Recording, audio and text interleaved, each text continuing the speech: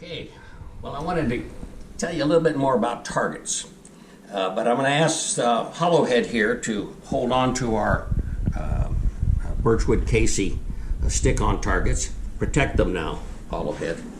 And, you know, a lot of you ask about these hats I wear. I obviously have a hat collection, but this isn't any normal hat. You see the high crown in the back. We call that a Montana slope. I believe the Montana cowboys, I've hunted up there in those mountains, they actually, I think, are the toughest cowboys. And I'm from Texas, so I'm a cowboy by nature.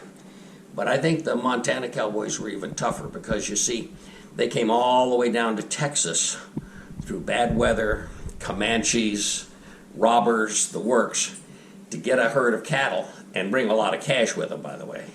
Buy the cattle in Texas and then work their way back up to Montana. If they got back there all alive and with that herd, they were lucky. The slope of it is to allow water to run off, because this was the cowboys' umbrella, if you will, in the rain. And just because it rained didn't mean they got to quit work. Okay, just something about that hat.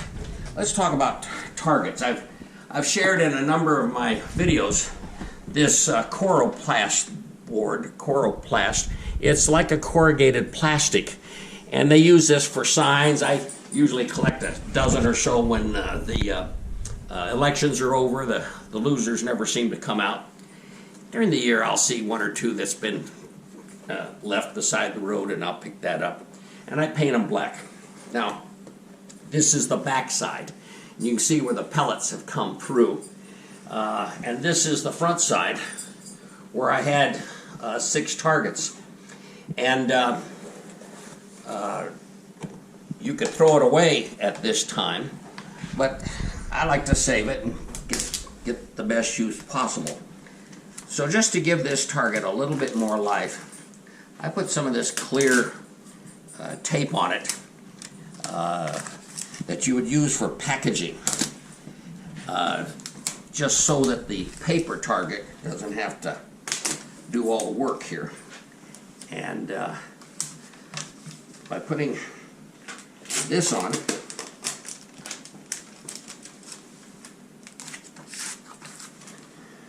I'm building some support, if you will.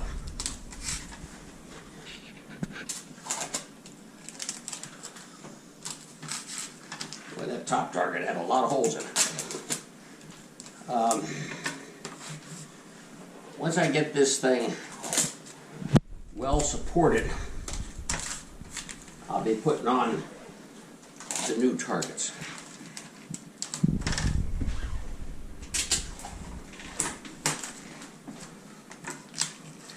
I think I just about have it.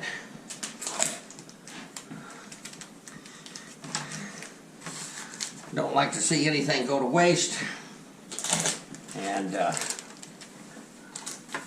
don't think this will. One more will do it here. Okay, now, thank you, Hollowhead. I like these Birchwood Caseys. You'll recall that I take a black magic marker and I take out the numbers and the Birchwood Casey name, because when I look through the scope, I don't like to see any yellow. At long ranges, and I've got an 85-yard range here, I don't know if that's a pellet hole or not. So I like to know that all the yellow on it is my yellow. Well, meantime, I just then stick these on. And they have some extra dots here to cover your pellet holes and use them again and again.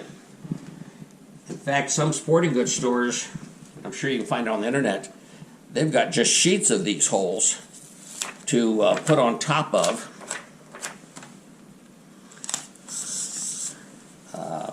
your pellet holes, if you will. I get, a lot of use out of these, and it slows the pellet down quite a bit. Going through double plastic can help slow it down, so that your backstop, and if you want to be a safe shooter, you better have a good backstop. You don't want pellets going through some boards and into a neighbor's yard.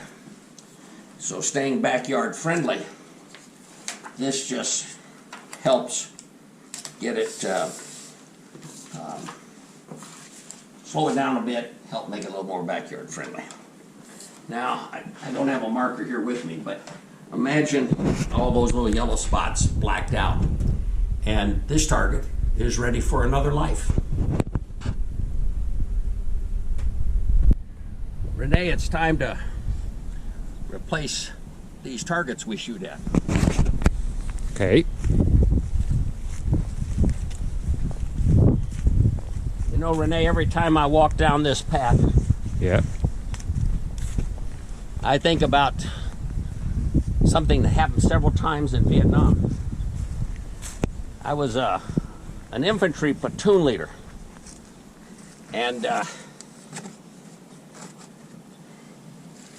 we would find a path that the Viet Cong used, North Vietnamese used, and we would line up higher. We always got the higher ground or equal ground. We never got lower ground. And the ambushes would take place more often at night than during the day. But we wanted to make sure that nobody came into this kill zone, we called this the kill zone, that was bigger than us. We were 44 men. What if a company came through with 200? We would let them pass. But when we saw a platoon, a squad, or even another platoon come through, and they were chatty. I mean, they were just chatting along, talking in their native tongue. And the guy who would decide if we could shoot them would be our first man on the line, because he would see that no more were coming. And if he opened fire, all of us were there squeezing our triggers, and we would then open fire and take out this kill zone. We did so much shooting, there was a danger of trees falling on us, believe it or not, afterward. The North Vietnamese officers wore this hat right here. And I gotta tell you, I get mad every time I see that hat. We had nice, sophisticated radios, and they had whistles, like a policeman would blow a whistle at a stop. And those tweets would tell the men what to do. Flank us on the right, flank us on the left. Get the hell out of there. Who knows what they were going to say. But those whistles meant something. And we tried to kill as many as we could. We would wait till morning to come down here, because a very dangerous enemy is one who's wounded on the ground with his gun. He'd shoot us as we walked up. So we'd wait till morning. We could see the gray light. And if we saw any crawling or moving, we'd take them out. Vietnam was a big event for me. That's what I look like at 22 years of age.